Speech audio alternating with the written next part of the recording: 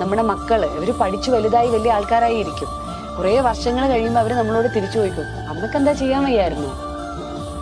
അമ്മയോട് ആര് പറഞ്ഞു? അത് അവരുടെയും കുറ്റമല്ല, നമ്മൾ ചെയ്യുന്നോണ്ടാണ് അവർ അംഗീകരിക്കുന്നത്. നമുക്ക് തിരക്കുണ്ടെങ്കിൽ അവരും നമ്മളെ സഹായിക്കും. നമ്മളെല്ലാം ഒറ്റയ്ക്ക് ചെയ്യാൻ ശ്രമിക്കുന്നതുകൊണ്ട് അവരാരും അവരത് യൂസ്ഡ് ആണ്, അവരതിൽ ശീലിച്ചു പോയതുകൊണ്ട് അവരുടെ കുറ്റമൊന്നുമല്ല. ഇപ്പം ഉദാഹരണത്തിന് ഇപ്പം എന്റെ മോന്റെ അടുത്ത് ഞാൻ പറഞ്ഞത് അമ്മയ്ക്ക് വയ്യ, നീ ഇത് ചെയ്യാൻ പറഞ്ഞാൽ അവൻ ചെയ്യില്ലേ?